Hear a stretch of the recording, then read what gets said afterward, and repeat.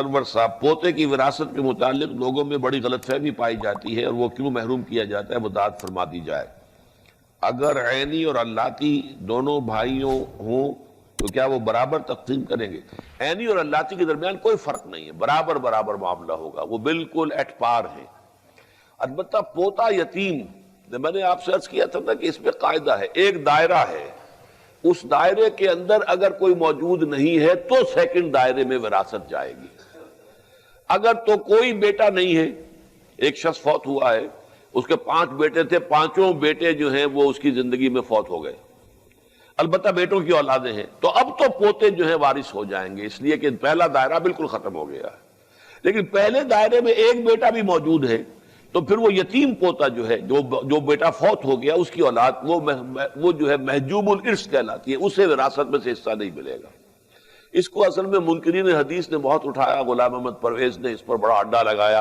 اور بڑا جو ہے علماء کے اوپر اس پر تنقید کی ہے، لیکن اصول ہوتے ہیں، ہر معاملے کے اندر کچھ اصول ہیں، اصولوں کی زد میں کوئی شے آ جاتی ہے تو اس کو ماننا پڑتا ہے، پھر اصول یہی ہے۔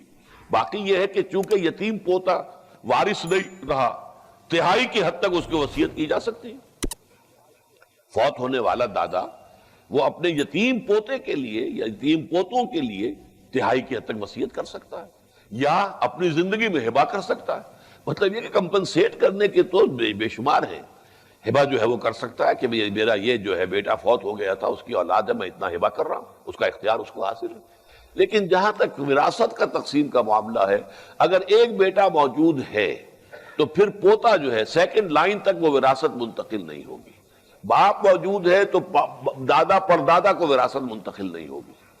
ہو سکتا ہے کسی کی زندگی میں اس کا باپ تو فوت ہو جائے اور دادا جو ہے وہ موجود ہو تو ٹھیک ہے، باپ نہیں ہے، دادا ہے، دادا کو وراثت مل جائے گی۔ لیکن اپنی زندگی میں انسان چاہے، اصل میں یہ جو ملکیت کا تصور ہے اسلام میں، یہ اینک میری ملکیت ہے، میں جس کو چاہوں دے دوں، جب چاہوں فروخت کر دوں، جس کو چاہوں ہدیہ کر دوں، جو بھی چاہوں، یہ میری ملکیت ہے۔ اسی طریقے سے اپنی ملکیت اپنی زندگی میں انسان ہبہ کر سکتا ہے، لیکن اس کا قبضہ بھی دینا ہوگا۔ ہبہ تبھی مکمل ہوتا ہے جب باقبضہ ہو، اور یہ کہ اس میں یہ کہ وارث کو بھی ہو سکتا ہے، ایک بیٹے کو سارا کچھ آپ دے سکتے ہیں، قانوناً جائز ہوگا، اور اس کے اوپر دنیاوی عدالت جو ہے کوئی حرف نہیں اٹھا سکتی، کوئی اس کے اوپر جو ہے تنقید نہیں کر سکتی۔ لیکن اگر اس میں ناانصافی کی گئی ہے، اگر ناانصافی کا کوئی خاص سبب ہو،